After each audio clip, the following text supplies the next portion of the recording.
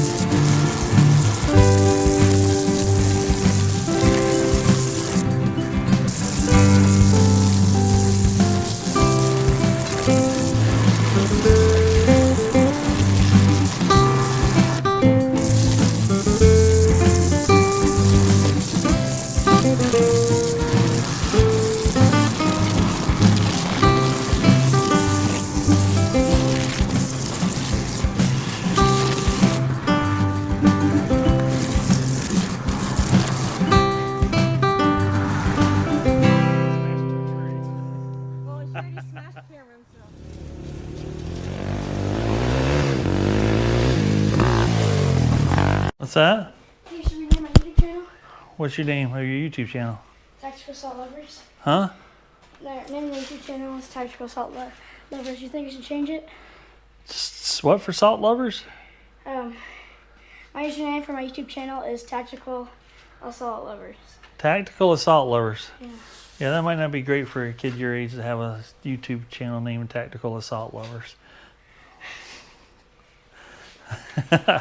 Hey folks, we're out here. It's been several weeks ago I power washed all this equipment to get all the mud off of it so we could bring it in the shop and work on it. And I got Braylon back here. Stick your head around the corner, Braylon. Hi. That's my grandkid. We're going to work on this is their go-kart. We just did the mini bike. We changed the oil, checked the air filter. He's in the middle right now checking the air filter to see what kind of condition that thing is in. How's it looking? So far. It's got the same kind of, it looks, ooh, that's dirty. Look at that. When you do that, you see the dust come off? That was bad. That one's bad, but that's the pre-filter. So yeah, so pull that foam off carefully. Don't break it.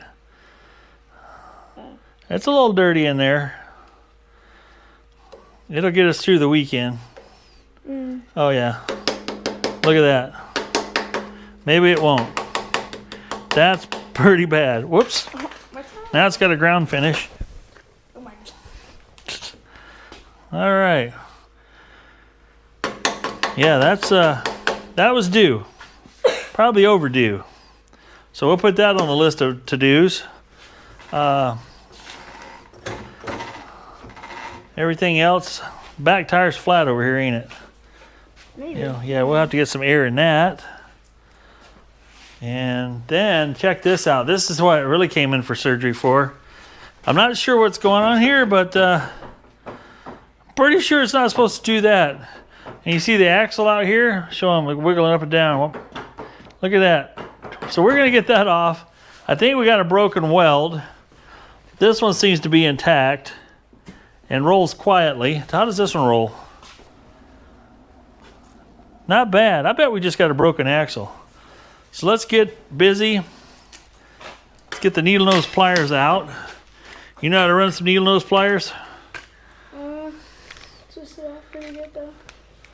All right, let's see if we can get you some learnings here. Go to the plier drawer, get you some needle nose pliers. What you're gonna do is grab that tab right there and bend it down straight. Yep, grab the other side, bend it down straight. Get it as straight as you can get it.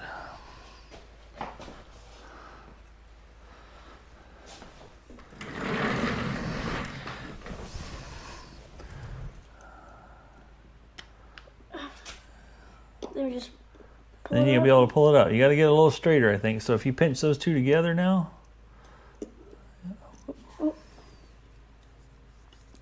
They're a lot of fun that way, aren't they? Mm-hmm. You know how you get good at this? Doing it over and over and over again. If it feels like you're struggling, that's fine. Oh, look at that. Look at that. Pinch together good. Now, once you get it mostly straight, I'm going to show you a little trick.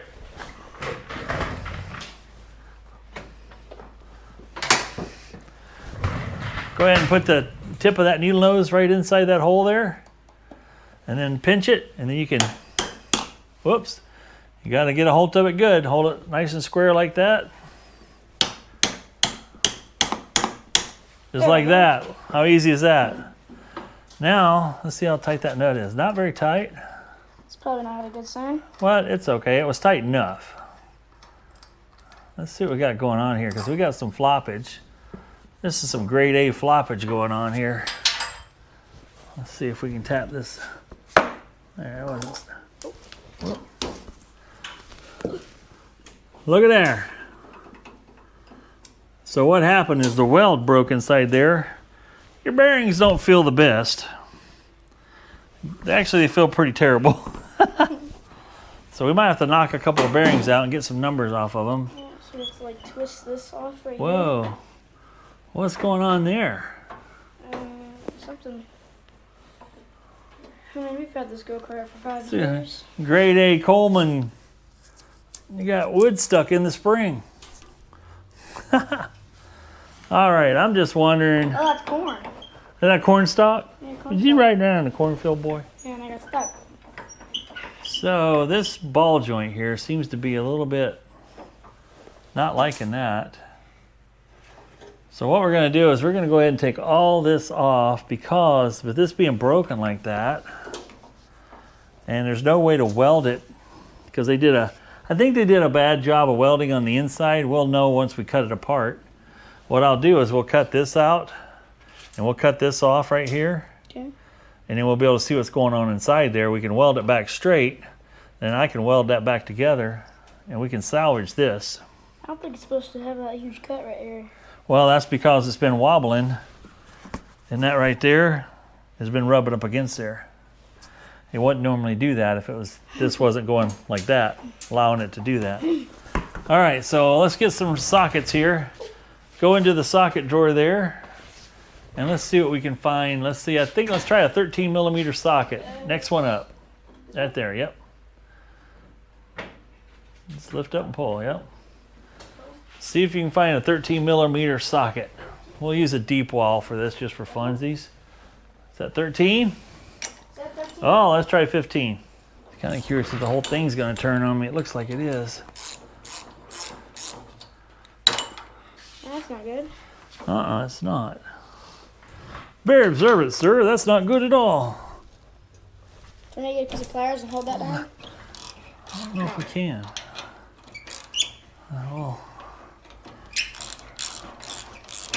We'll see how much we have to dissect this thing. Everything's spinning now. But that's not spinning. That doesn't go all. Is that spinning up there? No. Oh, I see. I can get a wrench flat on there. Is there a wrench flat in here too? Oh, there's wrench flats. All right, that's good news. And you could get in like right in here, maybe. Because when you spin it, you can see those flats. Yeah, they're spinning. Whoops. And then just put that in there and hold it to where it don't spin. Yeah, so we'll see if we can get that to. That's a little bit bigger than 13.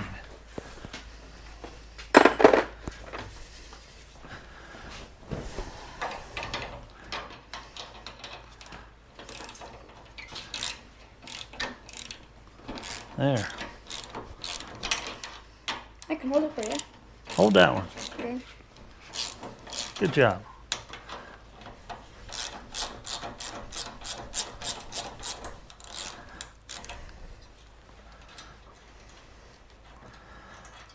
Well, that's loose. So that should allow that to come out of there now.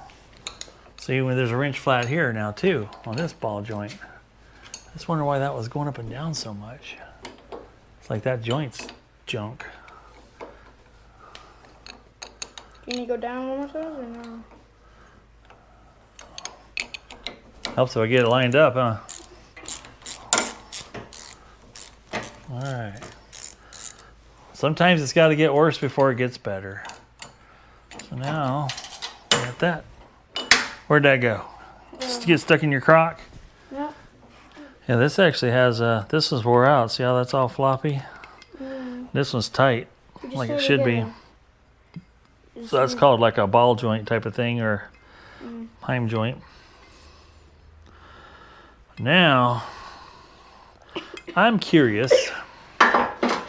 What, you gonna live? No. That's not good. I think we'll get on the interwebs and see what we can. They may sell a whole front spindle. All right, we're back out here, folks. 2 days later. Got the parts ordered from the Jungle website. Brand new spindle with joints on the ends. I wouldn't call them exactly tight. They're already feel like they're, let's just say, half wore out. So that's what you get. But at least it ain't broken. Now let's show you what my grandson noticed.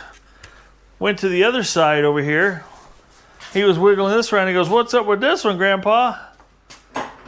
Like, well, looks like it's just as shot. So, good thing I ordered a pair of them. Didn't know I needed it. I thought I was going to have a spare when I bought the pair, but that's not the case. What else we got to do, B-boy? Yeah. He's going to put the air cleaner back in. We got a new air filter. All ready to go. You remember what order everything went in? Yeah, I believe so. So you got to put that in.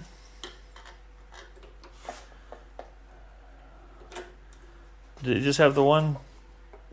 It's just that, I believe. Okay. Nothing else in the package.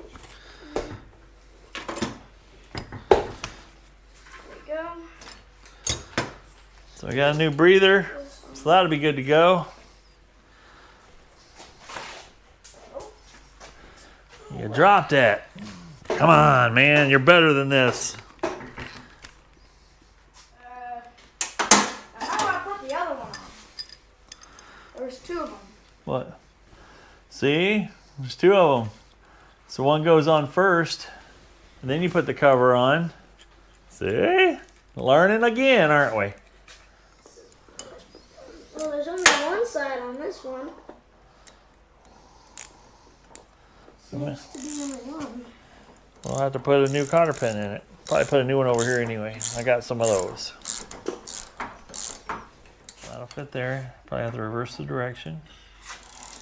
Yep, got to reverse the direction. No, you got to reverse the direction. There you go. Now you're getting it. There you go.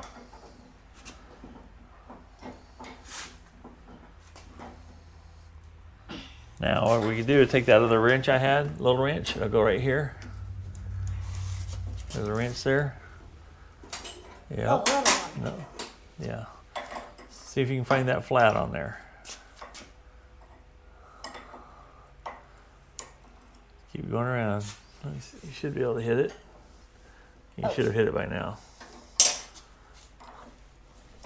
See right there how that fits? Mm-hmm. Now put that on there. Oh, hang on. Use both. I'm gonna have you use both your hands. Yeah. So pull on this one and push on that one. See what you got. Oh, it's tight, ain't it? Okay, you got the right idea. Let me see if I can break it loose for you.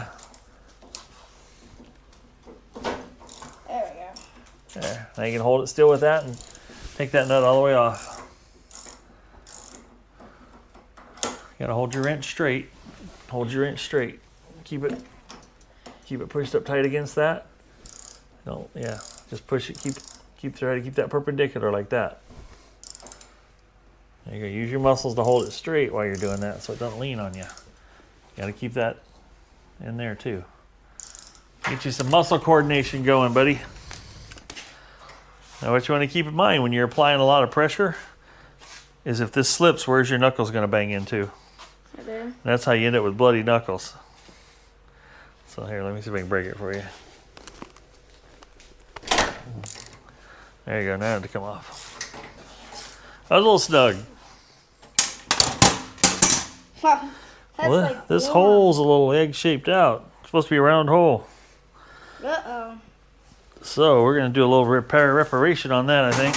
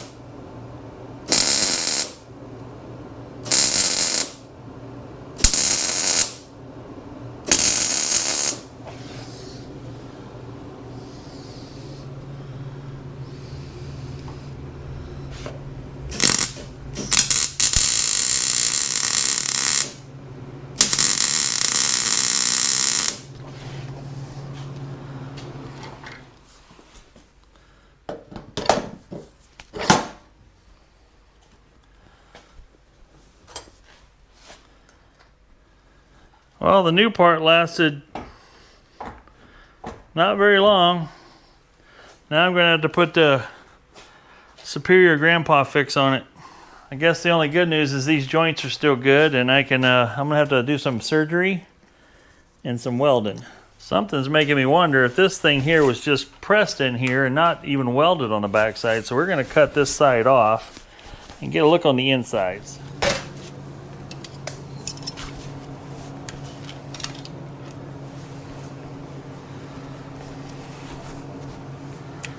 So this is clearly one of those situations when you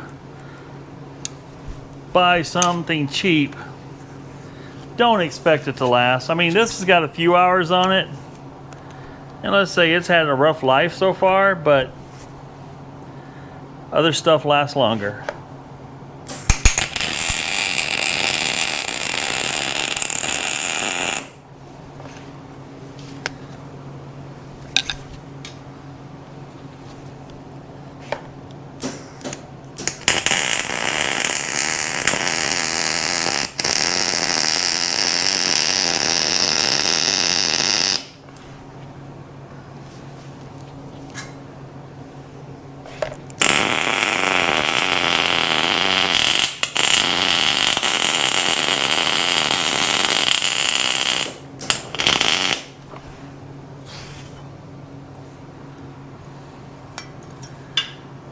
That ain't gonna break.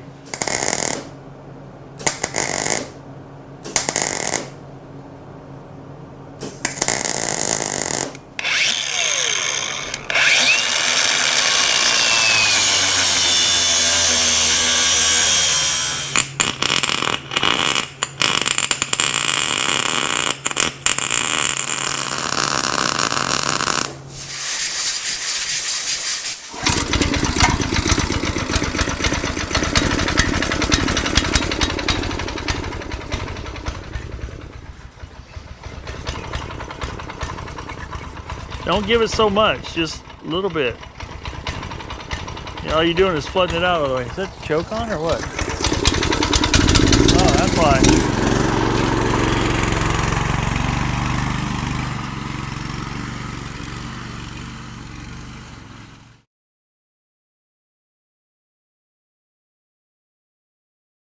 Alrighty folks, we got that go-kart off and running. Grandson was out there riding it this morning. He didn't break it yet. Spindles are holding up. It's definitely a weak link. Because what happens is, you saw, they've got, this pushes through here, and then they got like 2 tack welds, one on top and bottom, weld about that big, instead of welding all the way around. This piece part here is, you know, let's just say structurally pretty strong. And then this shoulder sticks out here just a little bit right here. And that's enough for the bearing to ride against, so it doesn't rub against this. But as soon as the breaks or wears, you start rubbing right there. So anywho, you know, you could buy these, but if your joints are okay on each end, and these have snap rings in them, so apparently they're replaceable joints as well. But $35, I got what I got. This one had the joints just as loose as the new one. So all it needs is a nut on it. So this spindle's still intact, but what I would do, these are both still very usable, let's call it. So I thought this one was shot, and it is, but it could be an emergency one if we needed it to be. Cut that open again, weld the spindle back in tight, and we got ourselves a spare. All right, nose is itching this morning. What's going on? Who's talking about me out there? Let's take a look at our next victim. This is a KLF 220 Kawasaki Bayou. Now, in preparation for the 4th of July, I scooped up, the grandkids are getting bigger, so I scooped up this little bit bigger 4-wheeler and possibly, maybe overpaid for it.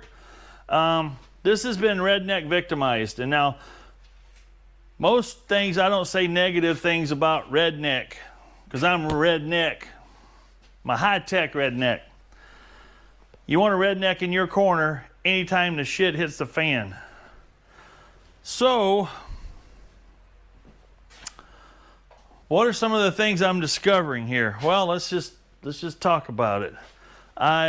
They've got this wiring relay harness wired directly to the battery, which is fine, and all this extra wire here for a light that apparently has been put on, and this thing is locked in solid, shooting up at the sky. So near as I could tell, they're raccoon hunting with this thing. No, don't know for sure. And I did notice that this has just one hole. It's almost like there's 2 holes here. You got options, but that's not the case. That's just for lightening it up. I don't know why they chose to lighten it up there, but it's a pull start and or electric start. It has tires that are well worn on it. These tires are, you know, let's just say they need replaced. The rear brakes were not working very well at all. They'd barely stop you. And I changed it, didn't change it yet. I've drained the oil. So there's a drain plug right here on the bottom of the crankcase. I drained it while it was sitting level. It had rubber silicone around the plug. It's like, why would you do that? Use your normal gasket. We've got an oil filter on the way. Should be here today yet. We put a new spark plug in it. Now, I'll tell you a little story about when I went to pick this up. I said, well, can I hear it run? Well, I asked him if he could get it running. If it was running, he goes, yeah, it runs. I'm like, okay. And this is one of those stories where his old buddy in the background is just drinking. He is drunk. And you go, "Ah, that's a good four-wheeler. That thing's been a good four-wheeler." He's selling it over and over and over, and it won't run. He goes, "That thing normally just runs great." Your typical drunk, wasted person. Kind of hard to be around sometimes. So he's like, "Just put another carburetor on it." And I'm like, "Oh no, you didn't." First thing a lot of people do is just put a new carburetor on it. Well, and they think you bolt it on, and you don't. And he couldn't run it. He put the old carburetor back on. It wouldn't start. Put the new carburetor back on. Wouldn't start. I said, "Let me see that carburetor real quick." And I looked at it and I said, "Has the air screw been adjusted on this carburetor? Fuel mixture screw?" And he's like, "What's that?" I'm like, "You got a screwdriver?" Well, I happen to have my handy dandy Klein tool that has a screwdriver on it. And I said, "Let's bottom that out." I handed it to him. Yeah, I handed him my knife. I never do that. And I said, "Screw it till it's bottomed out gently," because I saw how he's handling everything else. Now, let's just say this was a Kawasaki rescue mission at this point, because this didn't need to be in his hands any longer. I paid $800 for it once we got it running. I said, "Back that screw off 1.5 turns from bottomed out." That's always a good starting point for air mixture screws on most small engines. So he did. Boom, it fires up. I said, "How long has it ran without an air filter?" "Oh, I just swapped out that carburetor." Well, I think the reason he was selling it is swapped out the carburetor and he couldn't get it running. So he's like, "Let's get rid of it." So got it running. I took it for a ride. He rode it around the yard. Was kind of rough with it. It's a four-wheeler, it can handle it, but in the condition it's in, probably shouldn't have been doing that. I took it down the road, went through all 5 gears, shifted just fine. And I hear this clunk, clunk, clunk, clunk, clunk, clunk. When I'm riding and hitting bumps and stuff on the road, I'm like, is the rear end going out on this thing? And then I got home, and when I went to unload it off the trailer, fired right up again. Trying to find my light. Where did I put my light? Well, you know what helps is when you plug in your rechargeable flashlight so it can charge up. I'm sorry if this is flickering from this light. But right here, if you can see right here, see that hole right there? There's supposed to be a bolt through it that mounts the engine to the frame. And we come down here, and I try to get my light on that. There's another hole with it's supposed to be a bolt that goes clear through, holds the crankcases together while mounting it to the frame of the bike. So it's like, oh my gosh. So that was the clunkety clunk. There's only one motor mount up front, and then the rear end, it's just ridiculous. There's certain people that shouldn't own certain things. They just buy it, abuse it, don't take care of it. I have a problem with people like that. So, we got to find 2 bolts for this. We got to wait for the oil filter. We'll put the oil in. The spark plug's in. I've got a new carburetor because I don't know what all's been monkeyed with this carburetor. I got a brand new in-the-box carburetor we're going to put on it. Got spare spark plugs here. So we'll get, and it came with a pod style air filter because a lot of people just get rid of their air box. It's got a fuel petcock, fuel filter, little brushes for cleaning orifices, and then the old few extra lines and a carburetor. So I think we're going to stick this brand new one on there so we can, let's just say, undo anything that was unjustly done. And the air mixture screw I was talking about, I think that's it right there, that little gold one right there. This is a overflow. So this will be fuel in. This will be the overflow hose. And I'm not sure exactly what that hose does. We'll discover. This, I believe, is just a bowl, just to drain the bowl here in case you got sediment or dirt in it.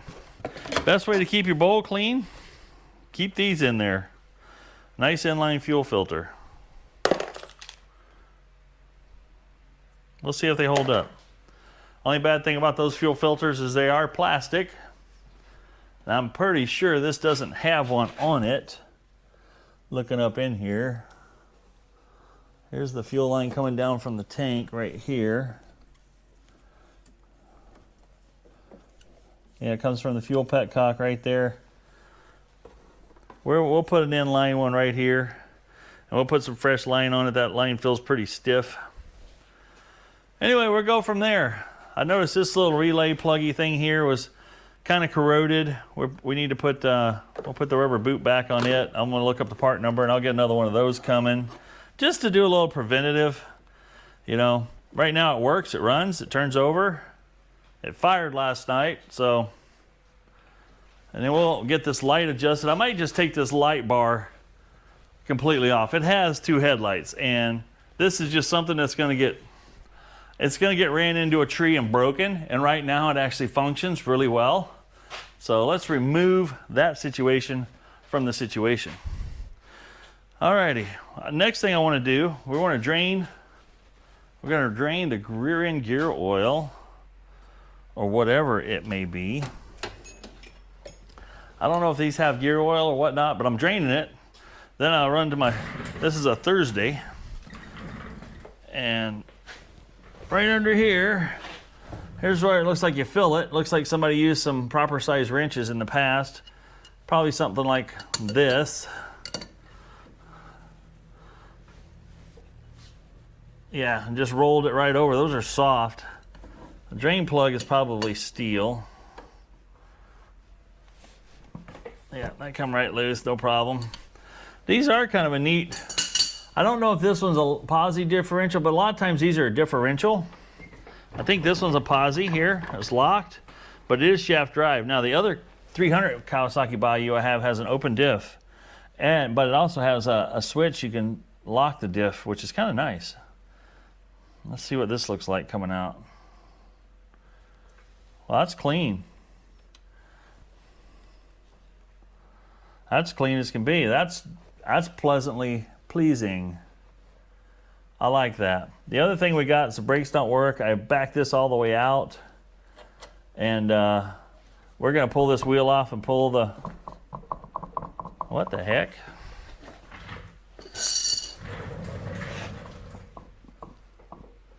Oh, is that just on the spline? We'll have to get that off. Anyway, plenty to do here. Let's get getting after it. I'll look up the gear oil and I'll share that with you on the rear end oil. I don't know if it's just like a 75 W90. It seems a little thinner than that, but maybe it isn't. I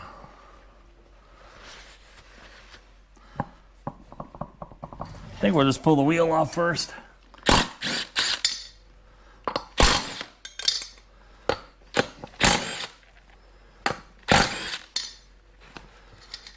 That's got a pretty good groove around it. That's good to see some grease around that joker. Can't be mad at that. Needing those pliers. Apparently that doesn't have to be tight, maybe. There's only one brake drum on one side that stops the whole rear end. I guess you'd have dual brake drums if you had an open differential. Otherwise you'd only be stopping one wheel. One advantage to an open diff with a locking capability is that it does turn corners a lot nicer because you're not fighting a solid axle in the back. But most generally, if you're in the dirt and stuff, it's not a big deal. I did back the brake all the way off. Kind of curious what I'm going to see here. Well, we got good shoes in there. We got a lot of, that's a rubber seal that rubs on that face. It's pretty dry. I can't complain there. I was expecting to see wore out shoes, so I think what we got here is a case of a lot of garbage on the shoes, which we'll clean off, and just, I'll show you here in a little bit. And there may be some serious wear, but I think we can counter that wear and get the brakes working again. Yeah, the cableages and everything seem pretty good. Let's go ahead and get in here and scrub this up and clean it up, because it's a hot mess.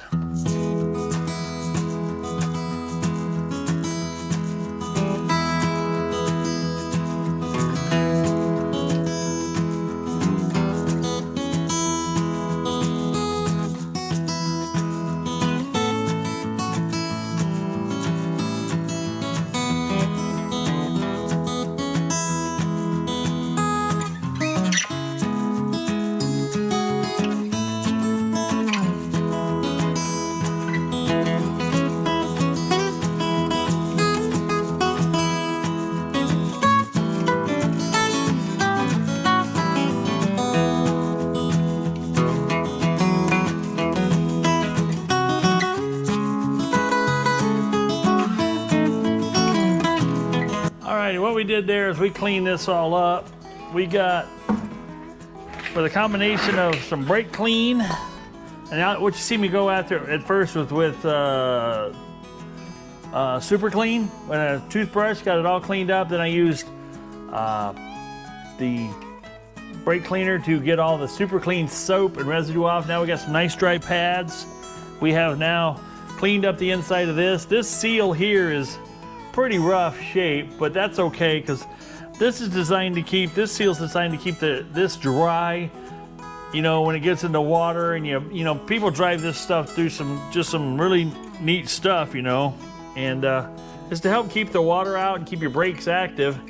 I'm not too worried about that seal, just for the simple fact we're not going to be running through that garbage. So we'll put that on. Now the brake shoes are just back on their stock. I'll go around the other side. I'll show you what I'm going to do to make adjustments while this wheel is still off and I can still get a feel for it.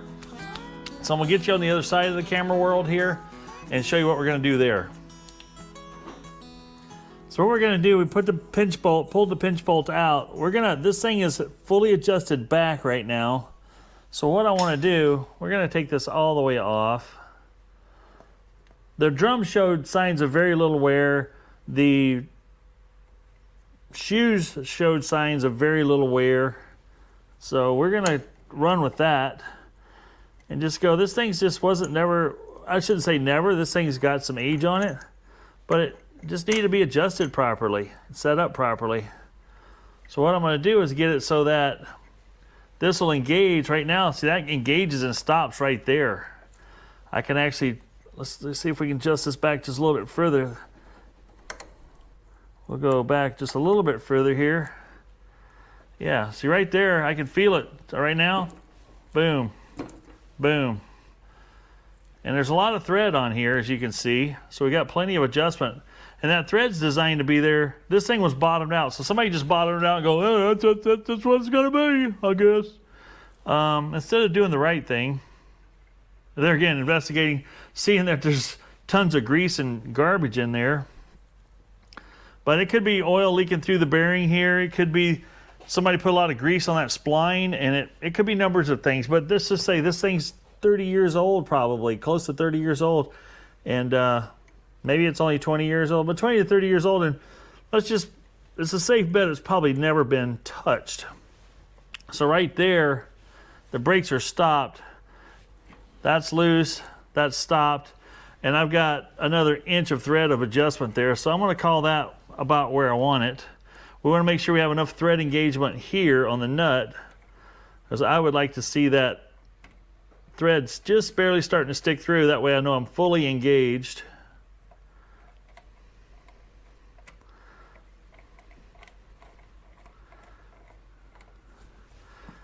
See, now I can roll this thing.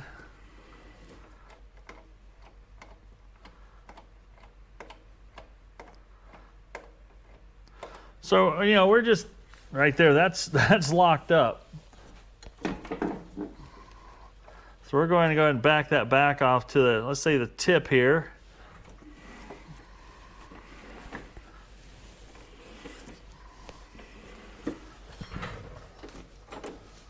I have some pedal now. Ooh.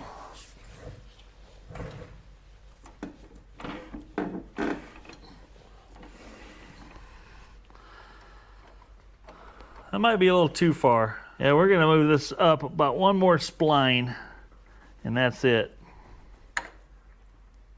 Right there. I think we got her. Then we got it. Tell you what, get you out your little computer box, that you call a phone, and look up what kind of gear oil goes in the rear end of this thing. You know how to do that? So do a Google search or however you search the internet. You got internet access, right? You have no internet access? This is SOS. Really? So how do you put stuff on the... Well, you got Wi-Fi. Yeah, one bar, but maybe that should work. Try it. We'll go here, Safari, eh? Because you've been posting stuff on YouTube from here, right? No, it's Safari, just on my camera and YouTube. Right, but YouTube's access to the internet. So you got access to the internet, right? They've only posted one video today. Well, what I'm saying is from here, right? Yeah. That means you have access to the internet. It's a long way around to get to this point in our lives. So what we'll do is do a Google search here. Boom. Let's see if it comes up. What? You learning something? Or did you already know that? I already knew that. Well, did your brain hurt again today or what? No. Not yet? We'll see if we can make it hurt today. Well, we should have. And you hooked up to the Wi-Fi here, right? Should be. Okay. It's just a little slow out here. See if it pops up here in a minute, then I'll tell you what to search for. All right. Look up gear oil Gear oil. for a KLF 220 Kawasaki Bayou.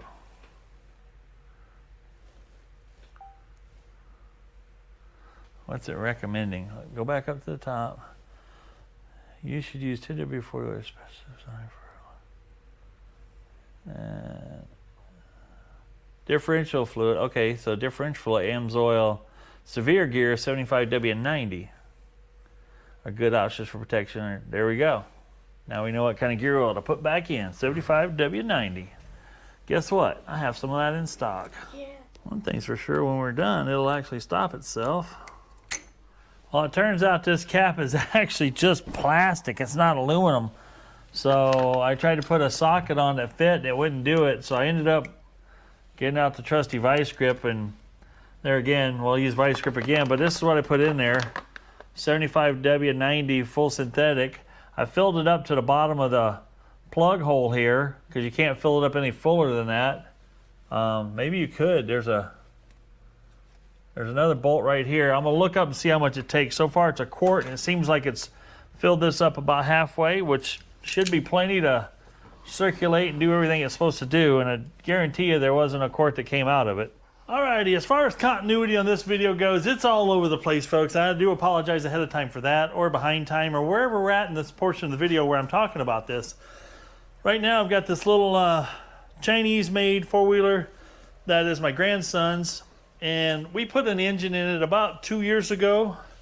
And let's just say this thing's been rode hard. It's been rode really, really hard. I mean, even the rear axle, if you look down, it's kind of hard to see here, but the axle is actually sitting like this in it, but it still rides. And I'm not sure if there's any adjustment I can do to correct that problem because of the way that it is. I can't tell what's bent. It looks like the whole swing arm has got a tweak to it maybe. So that's just going to be like it is. Right now, it rides, but the carburetor, and I could not get it to stop leaking. It kept going through the overflow, as it were, and running out the bottom right here. And I took it off, checked the float, blew in it and everything. It holds air, but whenever I went to, and I adjusted it so it'd have a little more shut off with less, and that didn't make any difference. It still didn't shut off. So I resorted to spending $17 on another carburetor off Amazon, and we're going to try putting that on to see if that cures the problem. For continuity's sake, on this video, and the editing is going to be an absolute nightmare, I feel. But at this portion of the video, hopefully I can get this all in line. This is about 2 weeks after the 4th of July. It's like July 21st. I don't like to date things too much, but I started this whole fixing, power washing things about a week before the 4th of July. Now it's about 3 weeks. It's 20 days. Nope. 17 days, something like that, past the 4th of July.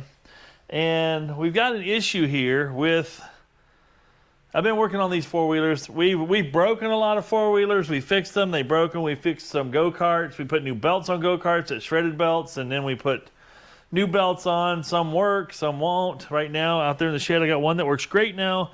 The other one, something I think on the centrifugal, the old expanding shiv thing, the bearing in the bottom I think is too tight. It's not letting the belt roll. It wants to, when you start it, it wants to take off. So we got to address that another day. But I want to get this one on my way. This is the Eaton Viper 50cc. that lost its spark. It just lost its spark.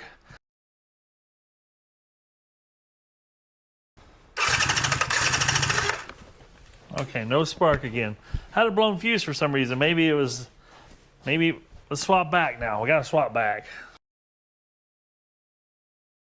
All right, enough of this. We're gonna put this down and bring something else more fun in.